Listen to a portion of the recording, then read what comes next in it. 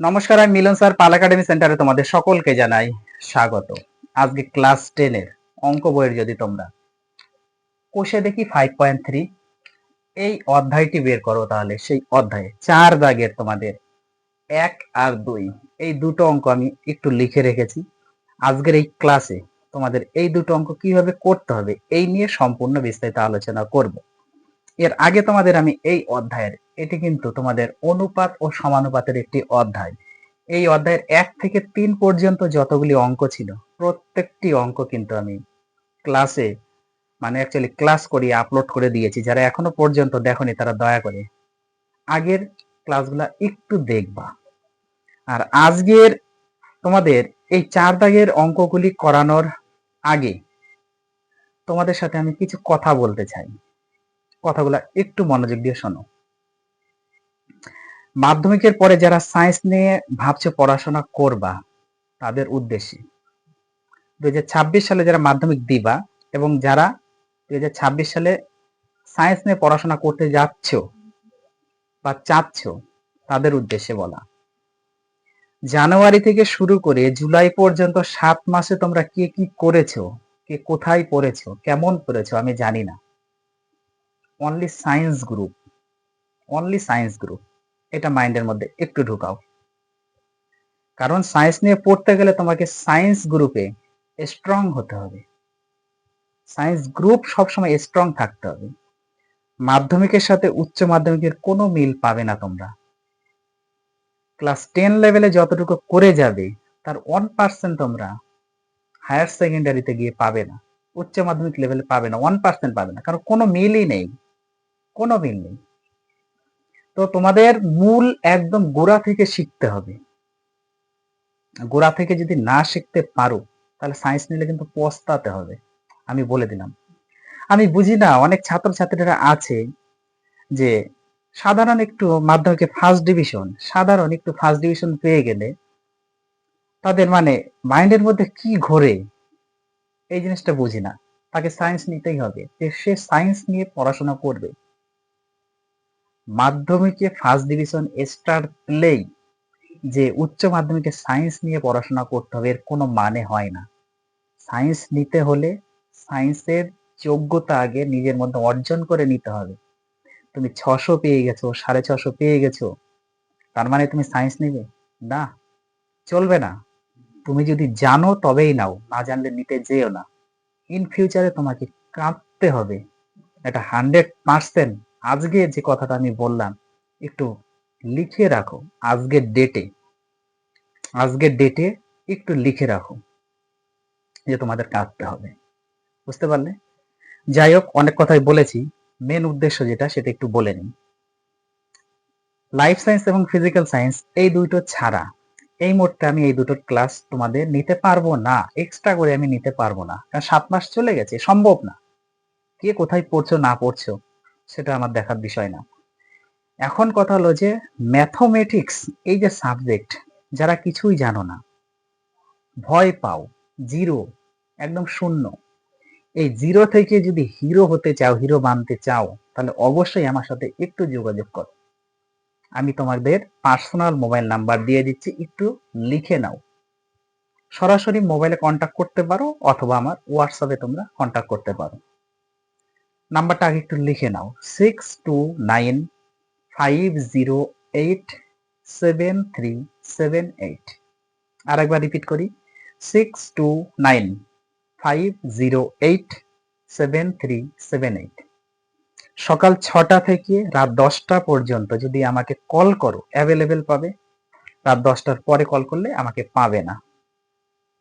এই সময়ের মধ্যে যাদের যেটা সমস্যা আছে আমার সাথে সরাসরি কন্ট্যাক্ট করো, আমার সাথে দেখা করো।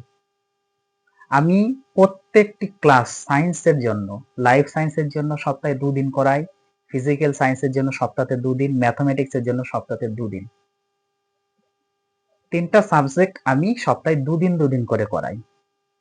ওকে? তো ম্যাথের জন্য যারা পড়তে চাও, যারা ব্যাজে অ্যাডমিশন হতে চাও, এখনো সময় আছে, আমার সাথে একটু যোগাযোগ করো, আমি দেখে নেব, সেই দায়িত্ব আমার। বুঝতে পারলে?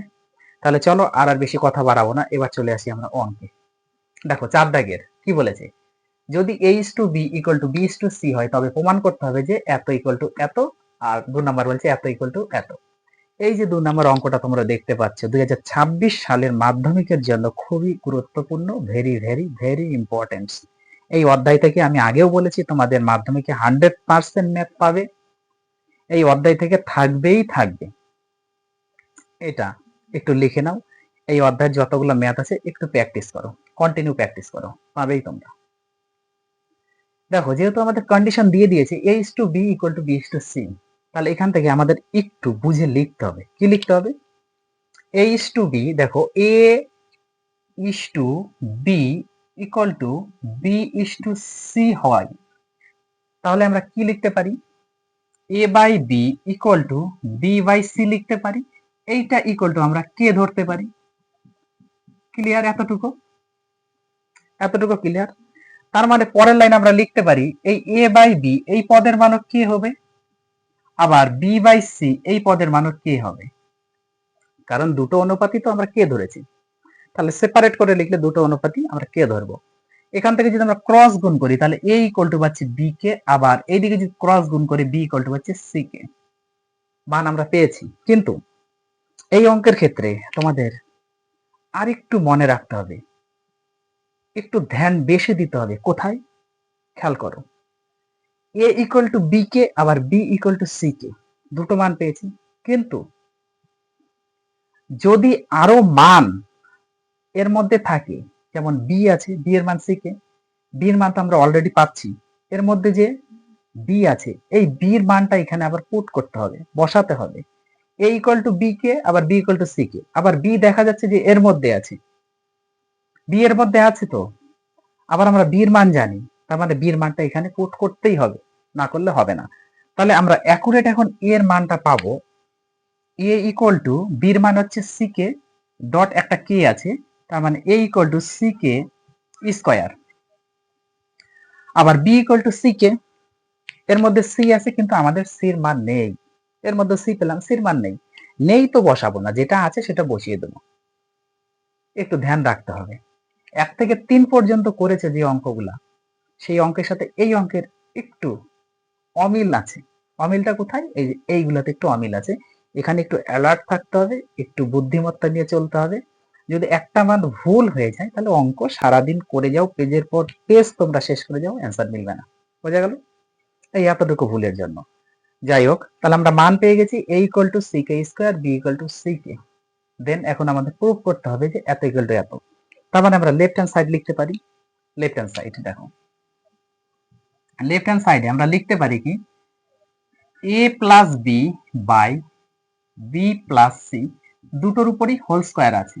ওকে, কোনো সমস্যা নেই, কোনো সমস্যা নেই। এবার এর মান বসাবো আর বির মান বসাবো, দুটোই জানি। এ মানে হচ্ছে কি, সি কে স্কয়ার প্লাস বির মান হচ্ছে সি কে, তাই না? এর মান সি কে স্কয়ার, বির মান সি কে, বসিয়ে দিয়েছি।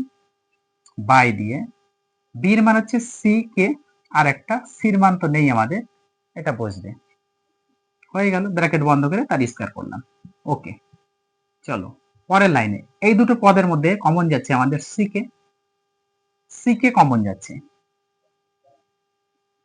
সি কে হচ্ছে আমাদের কমন যাচ্ছে। এখানে ঠিক লিখলাম তো? ওকে, সি কে কমন যাচ্ছে, তাহলে আমরা এখানে কি পাচ্ছি, সি কে যদি কমন যায় তাহলে এখানে একটা কে থাকবে। দেখো সি কে কমন যাচ্ছে, তাহলে এখানে একটা কে থাকবে, আর এখানে কিছু নাই মানে 1 আছে। বাই নিচে থেকে সি কমন যাচ্ছে, তাহলে কে প্লাস 1 থাকবে। বোঝা গেল? ব্র্যাকেট বন্ধ করে হোল স্কয়ার, কারণ টোটালটার উপর হোল স্কয়ার ছিল। এখন এই দুটো পদ সেম হয়ে গেল, কেটে গেল, সিসিও কেটে গেল, তাহলে আছে কে, ব্র্যাকেট বন্ধ করে square equal to K square. এটা হচ্ছে লেফট হ্যান্ড সাইড। এবার রাইট হ্যান্ড সাইডের ক্ষেত্রে দেখি কি আসে। রাইট হ্যান্ড সাইডের ক্ষেত্রে কি পাচ্ছি আমরা, a square plus B square by B square plus C square আছে, a square plus B square by B square plus C square আছে। ওকে, এর মানটা বসাও, এর মান হচ্ছে সি কে স্কয়ার, সি কে স্কয়ার প্লাস বি এর মান হচ্ছে সি কে, সি কে বসিয়ে দিলাম, তার স্কয়ার হবে, বি এর মান সি কে তার স্কয়ার প্লাস সি স্কয়ারটা থাকবে। ক্লিয়ার হয়ে গেল? এবার এটা যদি আমরা স্কোয়ার করি তাহলে হচ্ছে সি স্কোয়ার কে স্কোয়ার হয়, প্লাস এটার স্কোয়ার করলে সি স্কোয়ার কে স্কোয়ার হবে,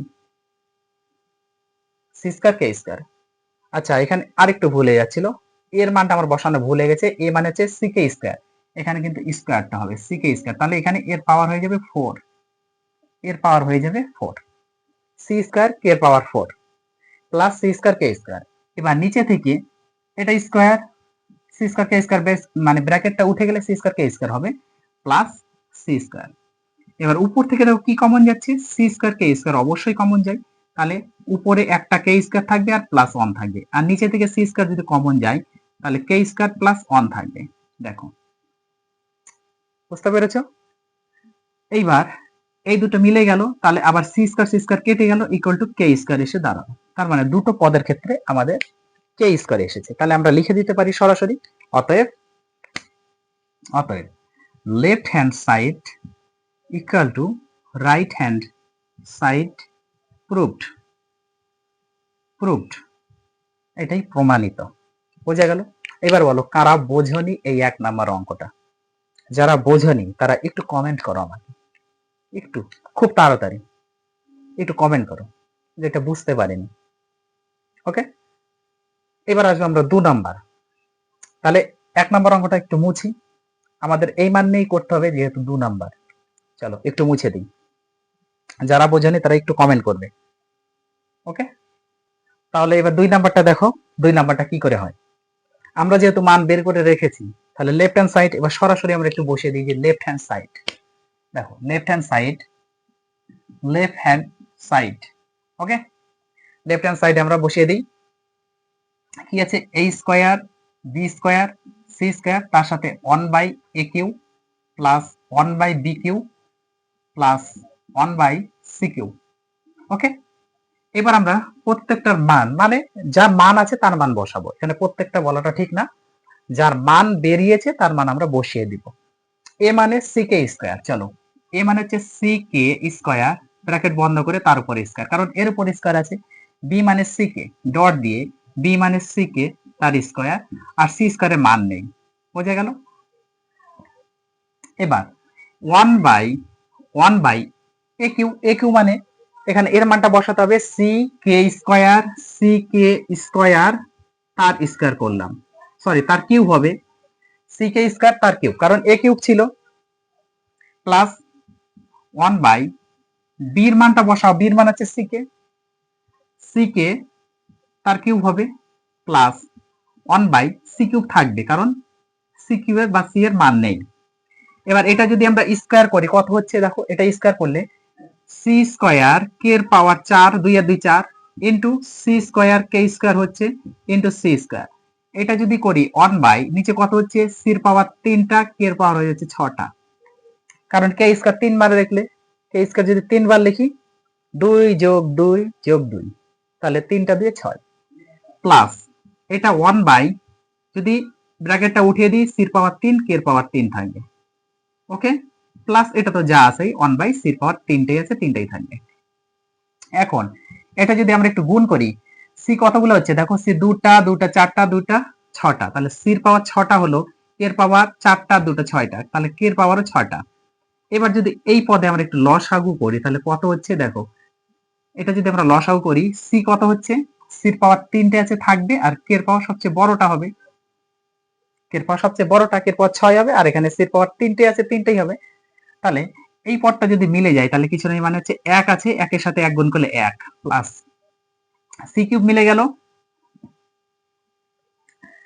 কে 6টাকে 3টা দ্বারা ভাগ করলে 3টে থাকবে, তাহলে কে এর পদ থাকবে এখানে 3টে, প্লাস সি কিউব মিলে গেল, থাকলে আমাদের কে এর পাওয়ার 6, তাহলে কে এর পাওয়ার 6 এর সাথে উপরে 1 গুণ করলে কে এর পাওয়ার 6ই হবে। এবার একটু কাটাকুটি করি, দেখো এখানে 3টা আছে এখানে 6টা আছে, তাহলে এখানে সি এর পাওয়ার 3টে থাকবে, কে এর পাওয়ার 6টা কে এর পাওয়ার 6টা কেটে গেল, তাহলে আমাদের থাকলো সি পাওয়ার 3টে, আর ব্র্যাকেটে একটু সাজিয়ে লিখি, প্রথমে কে এর পাওয়ার 6 দিই, তারপর কে এর পাওয়ার 3 দিই, তারপরে প্লাস 1। বোঝা গেল? এটা হচ্ছে আমাদের লেফট হ্যান্ড সাইড। বোঝা গেছে? এবার আসি আমরা রাইট হ্যান্ড সাইড। এই মানটা একটু মনে রাখো, এ মানে হচ্ছে সি কে স্কয়ার, চলো আমি একটু লিখে রাখি, এ মানে হচ্ছে C K square, A equal to C K square আর B equal to C K. কারণ এই দুটো মান দিয়ে আমাদের করতে হবে। এদিকে আমি একটু করি, এটা একটু মুছি। হ্যাঁ, চলো এটা একটু মুছে দিই। দেখো,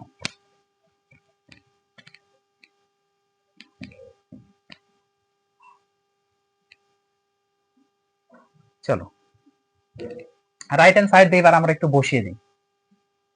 রাইট হ্যান্ড সাইড দিয়ে এবার একটু আমরা বসিয়ে দিই। কি আছে? A cube plus B cube plus C cube আছে। খুব সুন্দর। দেখো, A cube plus B cube plus C cube, খুবই সুন্দর।